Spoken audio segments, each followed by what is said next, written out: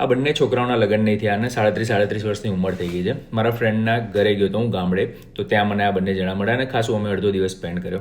Self ફુલફિલિંગ પ્રોફેસીનું એક perfect example છે. તમારા લગ્ન થઈ ગયા હોય ને તો એ આખું સાંભળજો. પ્રાઇવસી માટે આપણે એમને ચિંટુભાઈ ને પિન્ટુભાઈ કહીએ. હવે ચિંટુભાઈને એવું થઈ ગયું ને કે ભાઈ મારા લગ્ન નહીં થાય એટલે બધા મને એવી રીતે જોવે છે કે આ માણસનામાં કંઈક ખોટ છે, કંઈક ઉણપ છે, કે જેના કારણે એમની આઈડેન્ટિટી મગજમાં એવી થઈ કે હું ક્યાં જઈશ ને ગમે ત્યાં તો બધા મને એવી રીતે જોશે કે આના તો લગ્ન નહીં થતા, કે લગ્ન નથી કરી શક્યો. એટલે એણે બહાર જવાનું બધું બંધ કરી દીધું. ગમે ત્યાં જાય ને તો એને એવું થાય કે બધા મને જજ કરતા હશે, તો એકલો રહેવા લાગ્યો.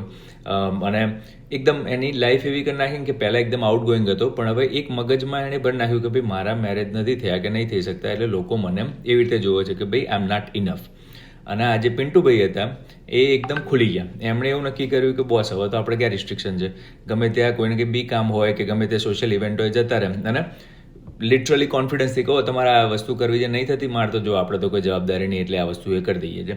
પછી એમના જોબ એમણે છોડી દીધી હતી અને એ બીજું કંઈક કરવાનું ચાલુ કરી દીધું. તો કે આપણે ક્યાં એટલા બધા આવે, કોના માટે કમાઈને જવું છે, આપણે મસ્ત લાઈફ જીવવી છે. હું મારી લાઈફને એવી બનાવીશ કે ભાઈ જે એક્સપિરિયન્સીસ છે એ બધા મજાવાળા થશે.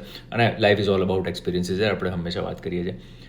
વસ્તુ એ છે કે બંને જોડે સેમ સિચ્યુએશન થઈ, બંનેના મેરેજ ના થયા, બંનેને મેરેજ કરવા હતા, બંને ફૂલ ટ્રાય કર્યો, પણ આ ભાઈએ મગજમાં એવું ભરી દીધું કે એના કારણે સમાજમાં કે સોસાયટીમાં એમને બધા બીજી રીતે જોવે છે. અને કદાચ જોતા હશે, એક બે એક્સપિરિયન્સ એવા થયા હશે, પણ એમને મગજમાં એ વસ્તુ વધારે ને વધારે ભરી રાખી. આ બે જોડે નહીં થયા હોય એક્સપિરિયન્સ, એમની જોડે બી થયા હશે, પણ એમણે એવી રીતે લીધું કે ભાઈ આ તો એક પોઝિટિવ વસ્તુ થઈ મારી લાઈફમાં કે ભાઈ મને ફ્રીડમ મળી ગઈ, મારે જે કરવું એ કરું, મારે કોઈ કમિટમેન્ટ નહીં, મારે કોઈ જવાબદારી નહીં. અને એ બે એવી રીતે જીવવા લાગ્યા અને બધાને હેલ્પ કરે, બધી જગ્યાએ જાય અને ધીરે ધીરે એવું થવા લાગ્યું કે ભાઈ કંઈ બી હોય ને તો આને બોલાવો કે આ તો આવશે અને આપણે કામે આવશે. ને એક એવો માણસ બની ગયો કે જે બધાને હેલ્પ કરે, બધાના ત્યાં જાય.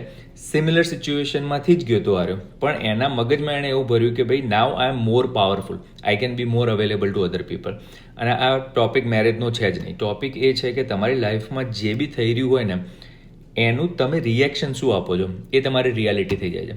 જો તમે એવું રિએક્શન આપ્યું કે ભાઈ આ વસ્તુ ખરાબ થઈ, દેટ બિકમ્સ યોર રિયાલિટી. કારણ કે મગજ છે ને બહુ ડોમિનન્ટ પાર્ટ છે આપણા શરીરનો, કે ભાઈ બીજી બધી વસ્તુઓ જે થઈ રહી છે ને એને જો તમે થોટ પ્રોસેસથી એક દિશામાં બે દિશામાં લઈ જાઓ ને તો એ પછી એમાં જ જઈ રાખે.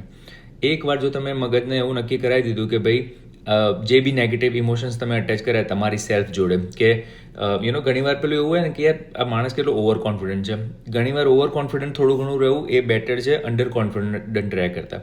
અને કોન્ફિડન્સ તો એક આખો અલગ ડિસ્કશન છે, જુદો વિડીયો બનાવીશું.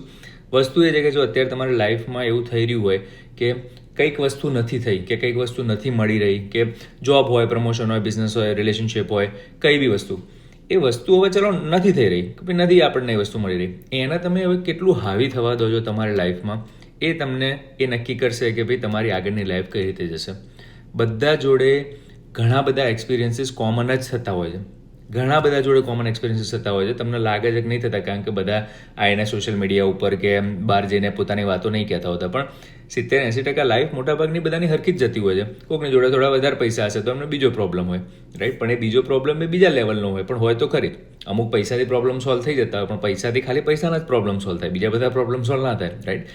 મોટો કરોડપતિ હોય કે અબજોપતિ હોય તો એ હસબન્ડ વાઈફને ઝઘડા થતા હોય તો એ એમ નહીં થવાના છે. એવું નથી કે ભાઈ પૈસા છે એટલે એકદમ ઝઘડા બંધ થઈ જવાના છે. સિચ્યુએશન ગમે તે હોય, તમે તમારા મગજને કઈ રીતે જોવો છો. અને એવું નહીં કે ભાઈ એ વસ્તુ એક્સેપ્ટ કરી લીધી ને ગ્રોથ નહીં કરવાનો, ગ્રોથ કરવાનો, પણ બહુ કોન્શિયસ રહેવાનું કે આ જે નેગેટિવ રિયાલિટી હું ક્રિએટ કરી રહ્યો છું કે કરી રહી છું એ બહારની રિયાલિટી નથી, એ દુનિયાની રિયાલિટી નથી, એ રિયાલિટી મેં મારા મગજમાં ક્રિએટ કરી છે.